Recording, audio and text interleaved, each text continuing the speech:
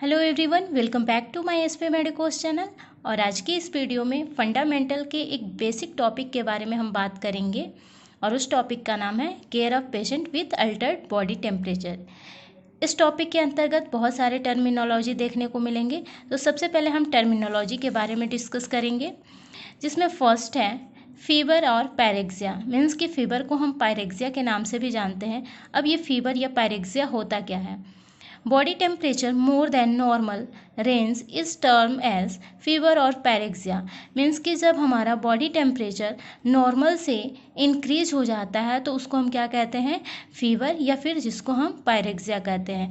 Means कि जो हमारा नॉर्मल बॉडी टेम्परेचर होता है वो 98.6 डिग्री फ़ारेनहाइट होता है। अगर किसी पर्सन का बॉडी टेम्परेचर 98.6 डिग्री फ़ारेनहाइट से इंक्रीज हो जाता है तो उस कंडीशन को हम फीवर या पायरेक्सिया कहते हैं। नेक्स्ट टर्मिनोलॉजी है हाइपर पायरेक्सिया। हाइपर का मतलब होता है इंक्रीज एंड पायरेक्सिया का मतलब होता है fever. That means body temperature more than 41 degree centigrade और 105 degree Fahrenheit is term as hyperpyrexia. Means कि अगर किसी पर्सन का बॉडी टेम्परेचर 41 डिग्री सेंटीग्रेड से अधिक या फिर फ़ारेनहाइट में बात करें तो 105 डिग्री फ़ारेनहाइट होता है तो उस टर्मिनोलॉजी को हम कहते हैं हाइपर पायरेक्सिया। नेक्स्ट टर्मिनोलॉजी है febrile. Patient suffering from fever is known as febrile. Means कि कोई पेशेंट अगर फीवर से सफ़र कर रहा है तो उसे हम कहते हैं फेब्राइल। या फिर हम ये कह सकते हैं कि फीवर की वजह से उस पर्सन को सीजर्स आ रहे हैं या वो पर्सन अनकॉन्शियस स्टेज में जा रहा है तो उसको हम कहते हैं फेब्राइल। नेक्स्ट हम बात करेंगे heat stroke. It is an emergency condition characterized by elevated body temperature caused by exposure to sun और high environmental changes. Heat stroke हम किसको कहते हैं? ये एक इमरजेंसी कंडीशन होता है जिसमें कि उस पर्सन का जो बॉडी टेम्परेचर होता है वो एलिवेट कर जाता है। अगर वो लंबे समय से सन के कंटेक्ट में आ रहा है, सन एक्सपोजर के कंटेक्ट में आ रहा है, या फिर हाई इन्वायरमेंटल चेंजेज हो रहे हैं अचानक से, तो उस वजह से भी क्या हो सकता है? वो पर्सन हीट स्ट्रोक से सफ़र कर सकता है। नेक्स्ट हम बात करेंगे हाइपोथर्मिया। हाइपो का मतलब होता है डिक्रीज और थर्मिया रिलेटेड टू फीवर। अब इसमें क्या होता है? It is condition of altered body temperature where body temperature falls from normal value. मतलब कि ये एक ऐसा कंडीशन होता है जिसमें उस पर्सन का जो बॉडी टेम्परेचर होता है वो नॉर्मल से डिक्रीज हो जाता है, उसको हम कहते हैं हाइपोथर्मिया। नेक्स्ट है hot applications. It is application और ड्राई और moist heat on various body parts for therapeutic purpose. जो हॉट एप्लीकेशन है हम ये थेराप्यूटिक पर्पज से अप्लाई करते हैं। इसमें हम क्या करते हैं? या तो ड्राई हीट या फिर मॉइस्ट हीट को बॉडी पार्ट्स पे हम अप्लाई कर सकते हैं। ड्राई हीट्स मीन्स कि हॉट वाटर बॉटल जो आता है उसको हम क्या करेंगे? बॉडी पार्ट पे अप्लाई कर सकते हैं। और मॉइस्ट हीट का मतलब क्या होता है कि हम स्टीम के थ्रू हम क्या कर सकते हैं?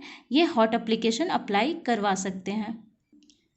नेक्स्ट वन, हम यहाँ डिटेल में हीट स्ट्रोक को हम देखेंगे। हीट स्ट्रोक क्या होता है, इसके कॉजेज क्या होते हैं, साइन एंड सिम्टम्स क्या होता है और इसके नर्सिंग एक्शन क्या क्या होते हैं।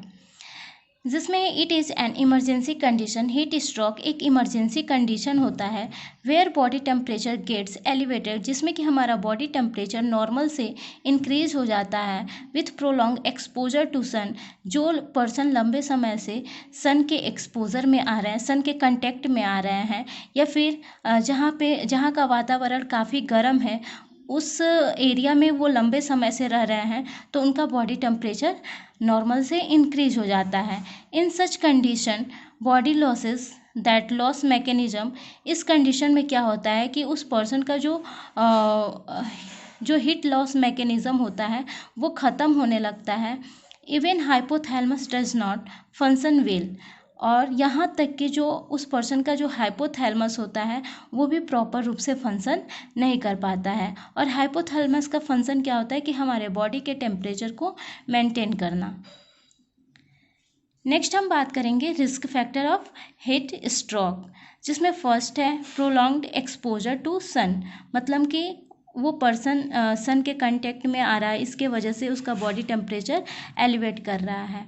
नेक्स्ट है क्लाइंट विथ कार्डियोवैस्कुलर डिसऑर्डर, वो पर्सन जो कार्डियोवैस्कुलर डिसऑर्डर से सफ़र कर रहा है, या फिर हाइपोथायराइडिज्म, डायबिटिक या फिर अल्कोहलिक पेशेंट में ये देखने को मिलता है।